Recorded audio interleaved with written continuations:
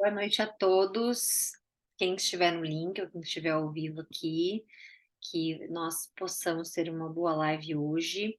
Eu estava explicando aqui, falando agora um pouquinho antes, na versão premium dessa live, que é quando vocês chegam antes da gravação, que eu estou, que tem pessoas cortando árvore aqui no condomínio do lado. Então, se estivesse atrapalhando, eu ia fazer alguma coisa, mas não está atrapalhando, graças a Deus. Então, tudo bem.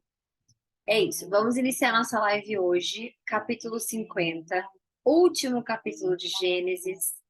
É um capítulo que encerra um ciclo nosso de entendimento, né? Como é que fala? No sentido de história, porque a gente iniciou Gênesis com a criação do mundo, né? Então parece que já tem anos que a gente já está lendo, já parece que, né, já passamos por muito tempo por Gênesis, mas é, hoje completa 50 dias de leitura, né? E, e é legal, interessante a gente ver como veio o progresso humano, né? O desenvolvimento do ser humano desde Adão e Eva, né? O início do mundo, como Deus criou tudo para ser, como Deus criou as coisas para seguirem, né, sendo, e como o ser humano mudou completamente a história, né, do início de tudo que Deus criou para ser, né? Então, hoje a gente termina com a morte de todos eles, do que a gente entende até agora. E aí, por um bom tempo, foram 4 eh, séculos, então são 422 anos sem Deus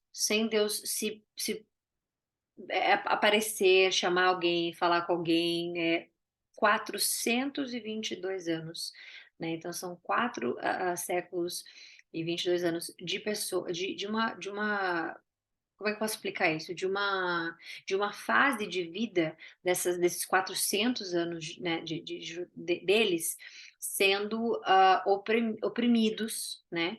Eh, Eles foram oprimidos no Egito e tudo mais, que é o que a gente vai começar a ver no capítulo 1 de Êxodo.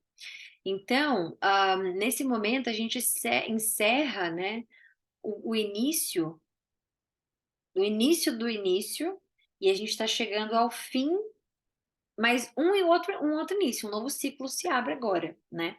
Que aí a gente vai começar, o Êxodo, depois de Êxodo, vai ver todos os livros que vão começar a mostrar mais pra gente, assim, como é a relação de uma pessoa com Deus, ou, né, de uma situação com Deus, em que não envolve a pureza inteira que a gente vê, por exemplo, nos patriarcas, né, que era o início de Deus se expondo como Deus de fato, né, Deus dizendo: olha, eu sou Deus. Depois de 400 anos, depois de tudo que a gente leu, eles já conhecem Deus, eles já sabem da história, eles já ouvem a história, eles já tinham conhecimento de como falar com Deus, de como eles ouviram falar de Moisés, de José, eles ouviram falar de Jacó, eles ouviram falar de Isaac, eles ouviram falar de Abraão, mas ficaram 4 séculos sem terem contato com Deus, né.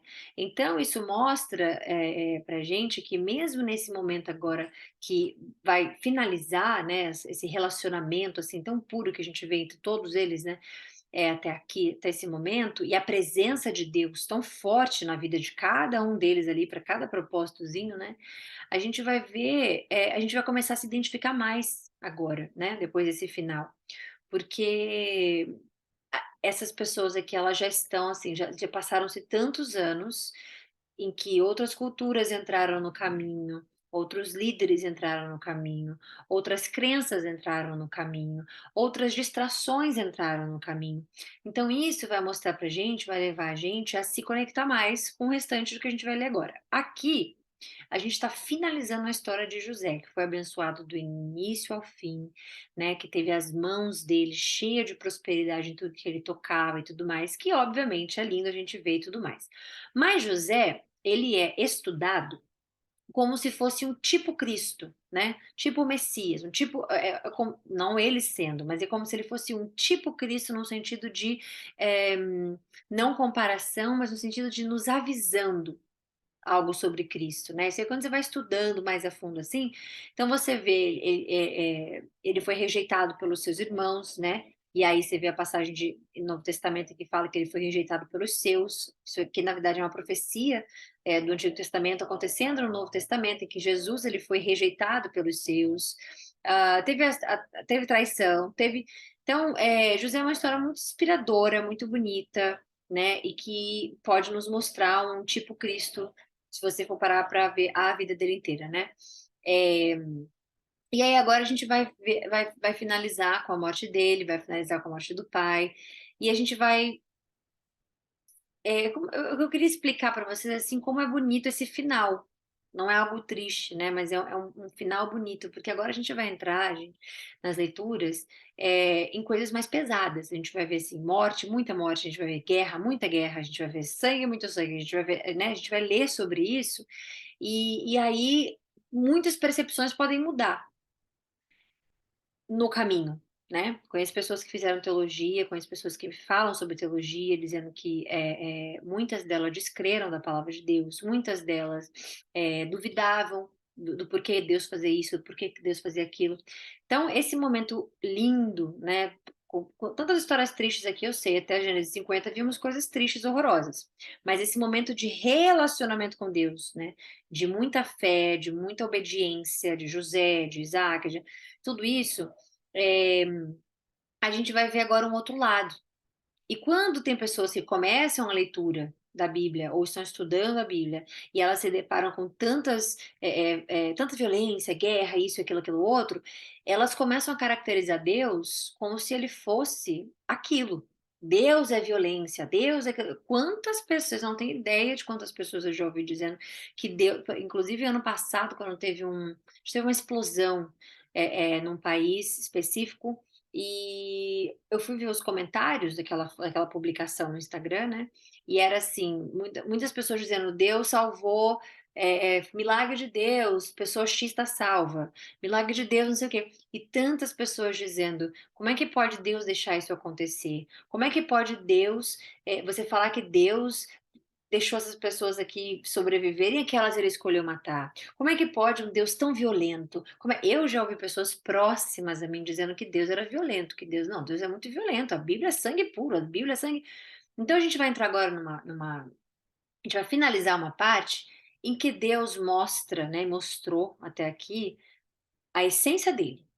Com todos esses personagens que nós lemos até hoje. Abraão, o início dele, o início de tudo. Você quer entender o que é Deus para o seu povo, você começa ali com Abraão. Obviamente que Adão e Eva é o início de um relacionamento completamente atípico e à parte do que, né, viria à frente, porque Deus criou algo, tudo que Deus criou foi perfeito para ser aquela perfeição.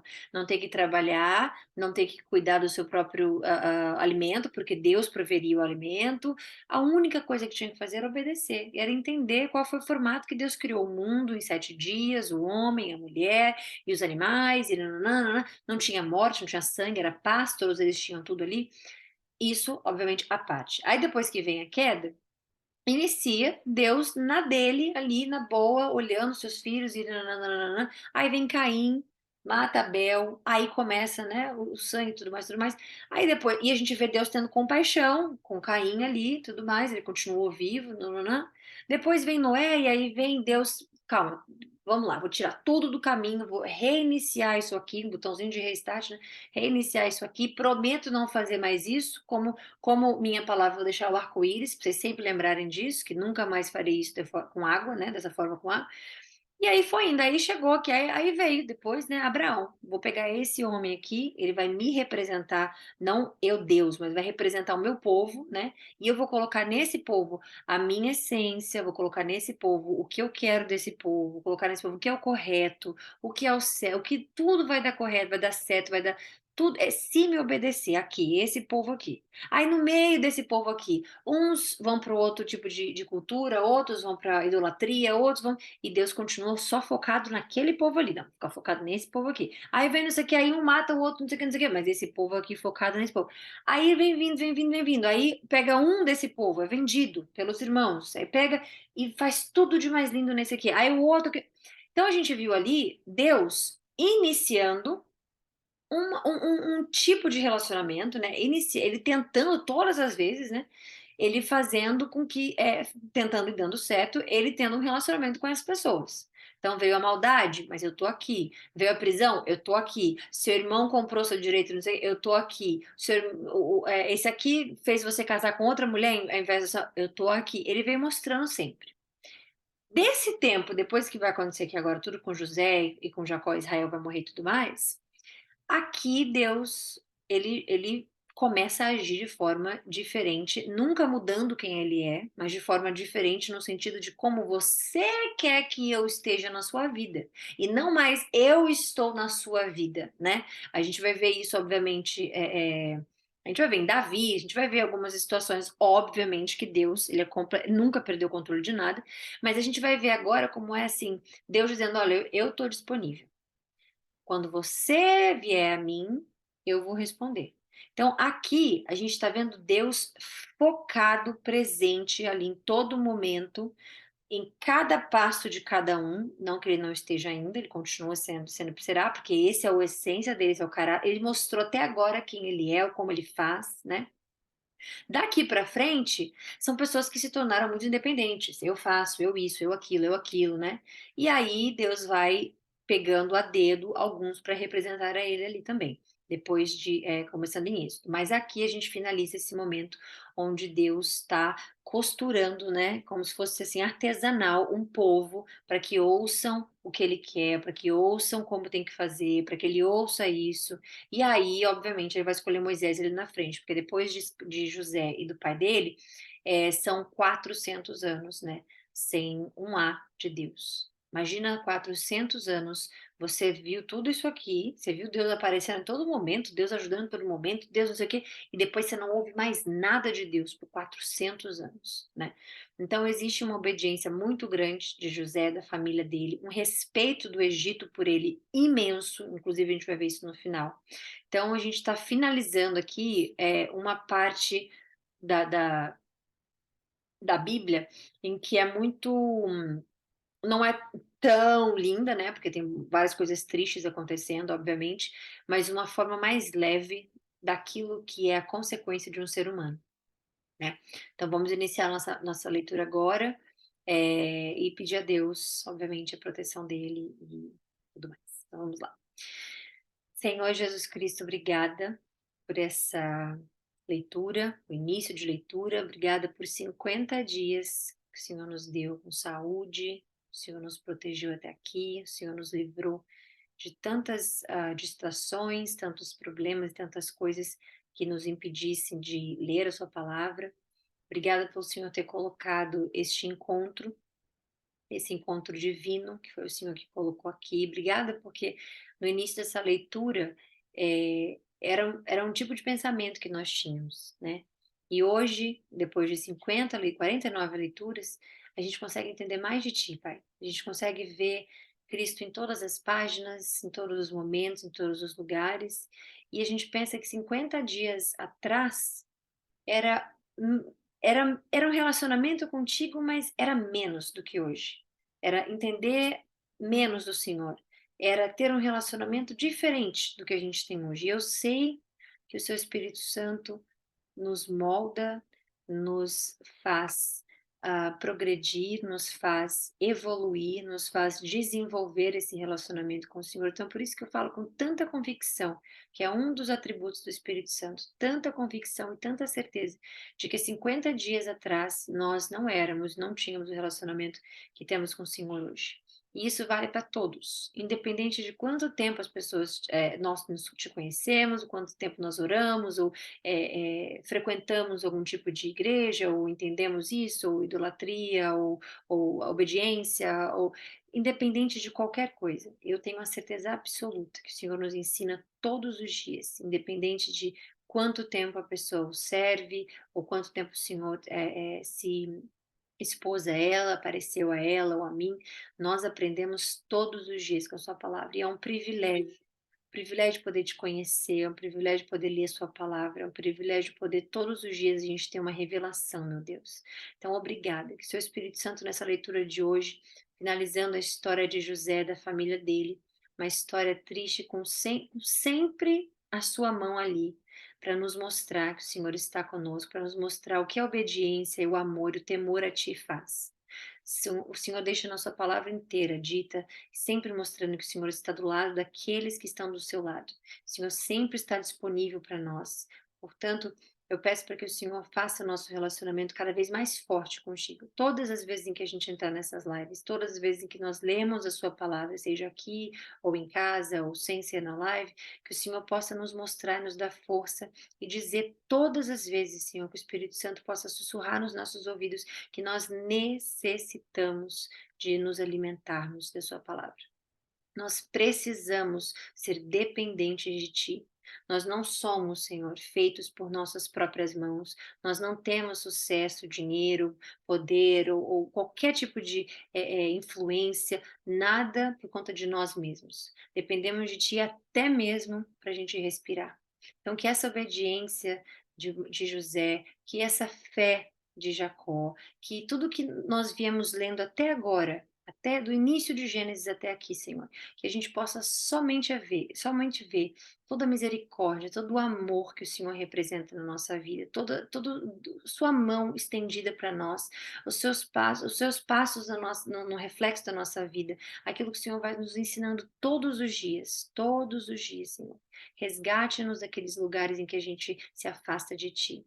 Mostre a nós, lembre-nos, Senhor, põe na nossa memória, que o Espírito Santo possa tocar na nossa memória todas as vezes em que a gente achar que a gente está sozinho, que a gente achar que é difícil alguma situação, que a gente achar que a gente não consegue fazer, Senhor, que a gente possa sempre nos lembrarmos de tudo que nós vemos lendo até aqui e o que ainda vamos ler. Que nós não sejamos, Senhor, tentados pelo demônio de forma com que a gente questione nada que o Senhor escolheu acontecer nessas histórias, que a gente não questione, Senhor, o seu poder, que a gente não questione o porquê das coisas que o Senhor faz, porque sabemos que tudo o que está nesse mundo pertence a Ti. Sabemos que o Senhor tem controle de tudo, inclusive da nossa vida. Em nome de Jesus, agradeço por essas lives. Em nome de Jesus, eu peço para que o Senhor não nos deixe distrairmos nessas leituras e que também agradecer a Ti, porque agora pararam de cortar as árvores e eu estava, só o Senhor sabe como meu coração estava apertado, porque eu não queria esse barulho todo dessas árvores que eles não conseguem ouvir, mas eu consegui ouvir aqui e eu estava apreensiva de ficar distraída ou algo assim, e eles acabaram de parar de cortar as árvores. Então eu agradeço pela sua imensa misericórdia, por me conhecer tão bem, o meu coração, e me deixar disponível aqui para eles e para o Senhor te servir. Em nome de Jesus, obrigada. Vamos iniciar agora. Amém. Então vamos lá. Gênesis capítulo 50. José atirou-se sobre seu pai, chorou sobre ele e o beijou. Em seguida, deu ordens aos médicos que estavam ao seu serviço que embalsamassem seu pai Israel. E eles o embalsamaram. Levaram 40 dias completos, pois esse era o tempo para o embalsamento. E os egípcios choraram a sua morte 70 dias. Quando naquela época eles perdiam um faraó, os egípcios choravam por 70, se eu não me engano agora eram 72 dias. 72, acho que eram 72 dias.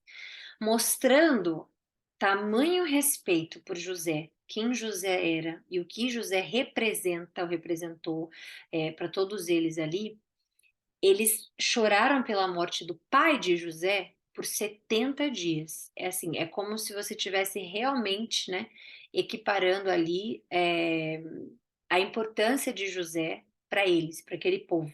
Porque você chorar a morte de uma pessoa, né, que é o pai de José, por 70 dias era muita coisa. 72, se não me engano, é 72, tá? 72 dias por um faraó, que é o líder máximo daquele povo, né? E aqui eles choraram 70 dias pela morte de Jacó. Então a gente vê assim o tamanho e respeito que eles tinham por José. Tamanho e respeito. E acho que mais por gratidão também por tudo que ele fez, né? Para José. Passados os dias de luto, José disse à corte do faraó: Se posso contar com a bondade de vocês, falem com o faraó em meu favor e digam que meu pai fez-me prestar-lhe o seguinte juramento. Ele está falando: "Eu não tenho o que fazer, ele me fez jurar". E naquela época, assim como deveria ser hoje, a sua palavra, ela deve ser algo levado muito a sério, né. "Estou à beira da morte", ele tá dizendo que o pai dele falou: "Estou à beira da morte. Sepulte-me no túmulo que preparei para mim na terra de Canaã. Agora, pois, peçam-lhe que me permita partir e sepultar o meu pai. Logo depois voltarei." Porque ele é o governador, ele se ausentar, assim, né? E não é ele pegar um avião e chegar em Canaã. É você ir lá com o seu camelo, né? O cavalo, o camelo, e você ir, né, viajar por dias e dias e dias, fazer todo o processo, né? De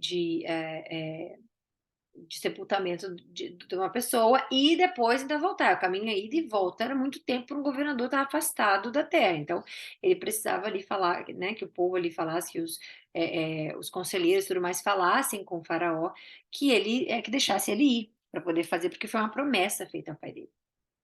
Então respondeu o faraó: "Vá, faça o sepultamento de seu pai como este o fez jurar."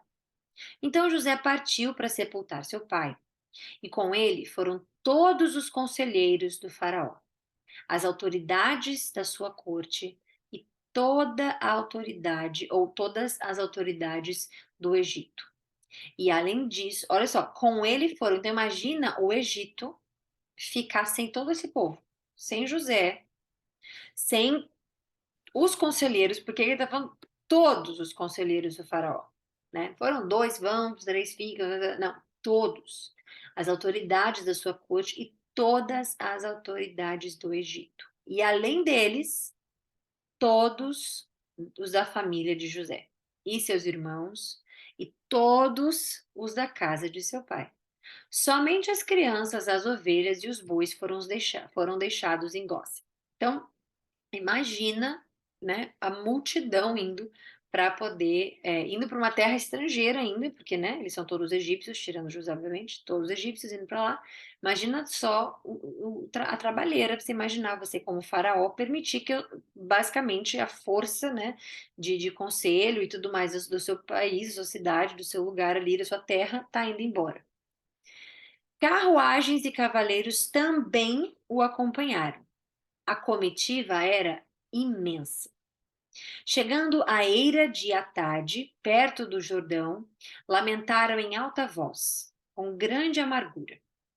E ali José guardou 7 dias de pranto pela morte de seu pai. Quando os cananeus que lá habitavam viram aquele pranto na eira de Atade, disseram: os egípcios estão celebrando uma cerimônia de luto solene. Por essa razão, aquele lugar, próximo ao Jordão, foi chamado de Abel-Misraim. Assim fizeram os filhos de Jacó, os que este lhes havia ordenado. Levaram-no à terra de Canaã e o sepultaram na caverna do campo de Macpela. Lembrando que ele tinha um campo imenso. Não sei se vocês lembram disso. Ele comprou uma terra muito grande, extensiva lá, que era para poder construir as sepulturas todas lá. Perto de Manre, que Abraão havia comprado de Efron, o Hitita, para que lhe servisse de propriedade para a sepultura, juntamente com o campo. Vocês lembram que ele falou: pegue o campo e todas as árvores. Lembra que ele falou isso, né? Depois de sepultar seu pai, José voltou ao Egito com seus irmãos e com todos os demais que o tinham acompanhado. Vendo os irmãos de José que seu pai havia morrido, disseram: e se José guardar rancor contra nós e resolver retribuir todo o mal que lhe causamos? Então você vê aqui que José, naquela época, naquele dia do encontro dele, José falou: não se preocupem, eu estou por vocês, olha o que Deus fez, né? Mas há uma cegueira espiritual, às vezes, em alguns seres humanos, em algumas pessoas, gente, que chega a ser assustador, assim. É, José naquela, eu estou falando, obviamente, comparando com o dia de hoje, mas José foi tão claro, tão emocionado, né, tão sensível quando viu os irmãos e tudo mais, trouxe todos eles para lá. E naquele momento, né, com tudo isso, eles ainda conseguem imaginar que José era uma pessoa que guardaria rancor, e porque o pai, a figura do pai já não está mais presente, né, não está mais viva, que ele seria uma pessoa rancorosa e que ele, obviamente, faria algum mal. Agora que o pai morreu, não vou mais dar desgosto pro meu pai, posso mandar, né, prender esse aqui, matar aquele ali, nã-nã-nã. É assim que eles pensavam. Obviamente, quando você vai pensar isso num lado mais psicológico, uma coisa da psicologia, né, você tende a crer que você pensa como você tem na mente, né, seria o reflexo do que você é. Isso não generaliza, porque tem coisas que a gente não identifica em nós, né, mas que a gente pode ter identificado no próximo, porque a gente conhece do que a gente vê na vida, nossas experiências. Nem tudo o que você reconhece no próximo significa que está em você. E isso eu sou contra, existem muitos, né, enfim, não vou entrar nessa parte agora, mas psicologicamente falando, em estudos de psicologia, há algumas teorias em que dizem que você só reconhece em você o que no próximo, desculpa, o que tem em você. Eu não concordo 100% nisso, até porque o cérebro, ele não é uma ciência exata. Ninguém consegue estudar o cérebro 100%. Não existe, nunca vai existir. Logo, eles, não generalizando, mas falando deles, eles tinham rancor. Porque imagina você passar por tudo aquilo e você conseguir lembrar do que José passou, do que você fez a José e tudo mais, etc, etc, e ainda imaginar que ele está guardando aquilo ali, né? Você consegue imaginar e ver que eles ainda guardam um certo medo e, né, e tudo ali dentro do coração deles. Então, eles mandaram um recado a José, dizendo: "Antes de morrer, o teu pai nos ordenou". E eu não lembro de ter visto aqui o pai ordenando nada disso. Então, eles criaram essa história, né, porque achavam que José era essa pessoa rancorosa. E ele disse para José: "O seu pai disse o seguinte: peço-lhe que perdoe os erros e pecados de seus irmãos, que o trataram com tanta maldade. Em nenhum momento você vê Jacó, Israel, sendo explicado, dizendo a ele, né? As pessoas dizendo a ele o que de fato aconteceu. Pode ter acontecido? Pode. Podem ter dito: olha, seus filhos que me jogaram aqui e eu acabei virando governador porque Deus me permitiu e tudo mais, né? A gente não vê ele abrindo a história dessa forma. Eu acho, pelo que eu penso, aí é minha opinião mesmo, é que conhecendo José da forma que a gente conhece, né, e temendo a Deus da forma que ele teme, a ponto dele saber que Deus é quem levou ele ali, não foi a maldade dos seus irmãos e nada disso, eu acho que ele pouparia Jacó, Israel, de imaginar que os filhos fariam aquilo, né? Então, no meu entendimento, eu acho que ele não deve ter falado. Mas eles disseram que o pai deles, né, Jacó disse para eles que perdoe tudo que eles fizeram com tanta maldade. Agora, pois, perdoe os pecados dos seus servos, dos servos dos Deus do seu pai. Quando recebeu o recado, José chorou. Depois vieram seus irmãos, prostraram-se diante dele e disseram: aqui estamos, somos teus escravos. José, porém, lhe disse: não tenham medo.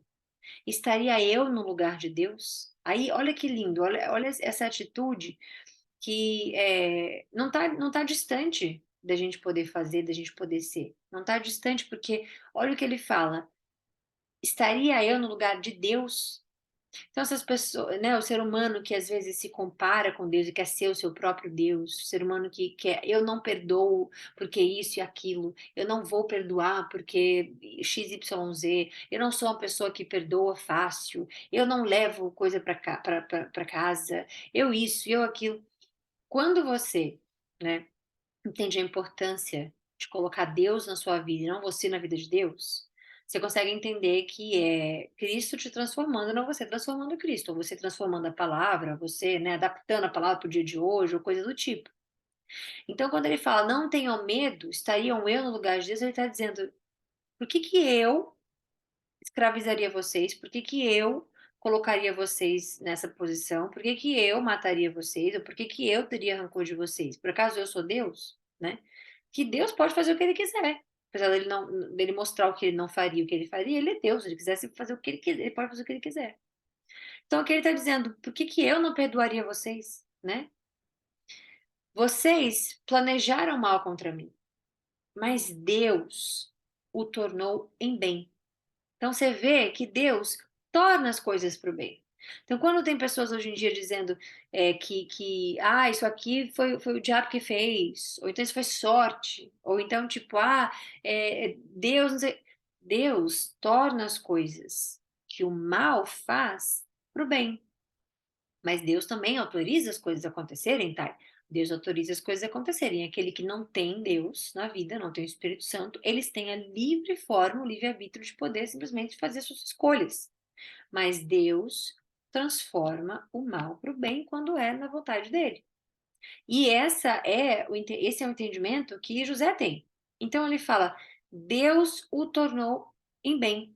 O que vocês fizeram, o mal que vocês fizeram, para que hoje fosse preservada a vida, não só de vocês, mas de muitos. Por isso, não tenham medo. Eu sustentarei vocês e os seus filhos.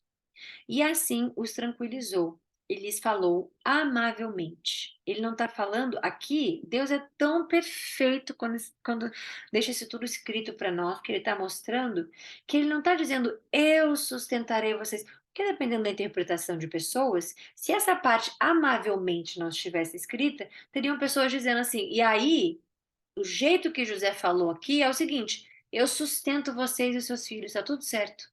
Não sou Deus. Mas Deus faz questão de nos mostrar aqui o quão humilde, o quão manso era o coração de José. Por isso que vem, obviamente, os estudos de pessoas que estudam dizendo que ele seria também um tipo Cristo, né? Porque você vê ali como ele fala com mansidão, coisa que Cristo também fazia, né? Então ele lhes falou amavelmente, incontestável. Ninguém pode dizer que José falou com soberba. José falou que eu sustentarei vocês no sentido de que não é Deus, sou eu, ou que para qualquer pessoa que dissesse, ali ele foi arrogante, ali ele foi, né? Amavelmente. O que é amavelmente? É com amor. José permaneceu no Egito com toda a família de seu pai. Viveu 110 anos e viu a terceira geração dos filhos de Efraim. Além disso, recebeu como seus os filhos de Maquir, filho de Manassés. Lembrando que Efraim e Manassés já não eram mais filhos, era dele, né? Mas foram adotados por Jacó, por Israel. Então aqui ele recebeu como os filhos dele os filhos de Maquir, que era filho de Manassés, né? Lembra que ele falou, que Jacó falou, que Deus deu a ele Efraim e Manassés. Depois dos filhos dele, ele poderia pegar para ele, mas que Efraim e Manassés eram separados para Jacó. Antes de morrer, José disse a seus irmãos: Estou à beira da morte, mas Deus certamente virá em auxílio de vocês. Então, se preocupando com os irmãos, falando: olha, eu tô morrendo, mas Deus tá, ele vai aparecer para vocês, ele vai auxiliar vocês. E os tirará desta terra, levando-os para a terra que prometeu o juramento a Abraão, a Isaac e a Jacó, próprio pai. Então, aqui é o seguinte: ele está relembrando a promessa de Deus, ele está relembrando a profecia da terra sagrada, a terra santa, que seria deles, né? E ele está falando que Deus vai aparecer e vai tirar vocês dessa terra. Vocês, povo, porque eles morreram, né? 400 anos depois eles não estavam vivos, ninguém viveu, eles não viveram 400 anos. Então, Deus vai tirar eles daquela terra ali e vai dar. Ah, tá, mas ele tá falando ali que ele prometeu a eles. Não, ele prometeu a Abraão também, e Abraão morreu. Prometeu a Isaac também, Isaac morreu, e prometeu a Jacó, Jacó também morreu. Então, o que ele tá dizendo aqui, ele não prometeu, como é que diz a José? Ele não falou, José, eu vou te dar a terra prometida. Foi uma promessa, né, para os patriarcas, Abraão, Isaac e Jacó. Então, aqui, que começou em Abraão, passou em Isaac, passou em Jacó. E ao povo que é, né, os judeus, israelitas que moram em Israel, que são de Israel e que, né, que é o do povo Israel. Quem é Israel? Jacó. Jacó virou Israel. Então, da descendência dele, foi prometida a todos da descendência de Jacó, que ele teria terra também, né? Abraão, Isaac e Jacó, que virou Israel. Então, aqui ele reforça a promessa de Deus, né? E de fato ele está dizendo: não tenha medo, Deus vai tirar vocês. Agora, ele não falou quando Deus ia tirar, por isso que passa-se tantos anos e tantas coisas. Então, Deus, na sua tremenda sabedoria e na sua tremenda justiça, né? Porque Deus é de proteção e de justiça, não tirou eles, mas 400 anos depois. E José fez que os filhos de Israel lhe prestassem um juramento, dizendo: quando Deus intervir em favor de vocês, levem os meus ossos daqui. Mas José morreu com a idade de 110 anos e depois de embalsamado foi colocado num sarcófago no Egito. Então ele pediu para que eles pudessem fazer um juramento. Não temos mais nenhuma informação. Não adianta inventarem, mas eles ficaram com raiva de José e não botaram ele, não levaram ele para Canaã, não colocaram. Eles não juraram. Não temos informação. Parou aqui. Quando Deus intervier é, em favor de vocês, levem os meus ossos daqui. Mas eles morreram. E Deus não interviu em favor deles até eles morrerem. Então não tinha como levar os ossos de José para lá, né? Então essa é uma explicação, porque Deus só aparece depois de 422 anos. Então, para que não inventem, né? Eles eram ruins, ou eles podiam ter pedido, ou não sei o quê. Olha qual foi a promessa dele. Saber orar certo é muito importante. Fazer pedidos certos a Deus é muito importante, porque quando Deus intervier em favor de vocês, levem meus ossos daqui.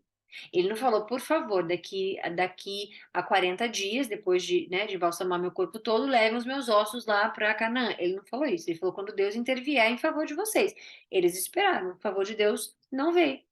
E não veio. E não somos ninguém para questionar por que Deus deixou 400 anos. Não somos ninguém para questionar isso. 400 anos passaram-se e eles não tiveram o favor de Deus intervindo ali para que ele pudesse levar os ossos de José para lá. Então José foi colocado num sarcófago no Egito, né? Nunca pesquisei, não sei se foi encontrado, ou se eles conseguem até hoje saber, se souberam, se existe um lugar que você possa ver. Não, não, nunca tive a curiosidade de fazer isso, mas se vocês quiserem dar um Google e saber, né? Não sei, podem ter achado no Egito em algum momento. Então, José ficou no Egito. José não saiu do Egito. Ele morreu no Egito, na terra em que ele ajudou tanto, através de Deus. E os ossos dele, enfim, devem estar lá até hoje, se não acharam. E é isso. Finalizamos Gênesis, finalizamos hoje nossa live. A gente volta amanhã. Amanhã é sexta, né?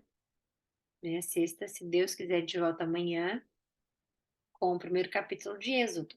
E Êxodo é a saída. Então Deus vai aparecer e vai tirar eles. Aí vem o que José estava falando aqui, intervier em seu favor. E aí a gente vai ver como tudo foi, aconteceu e tudo mais, tá bom? Fiquem com Deus, um beijo, amo vocês.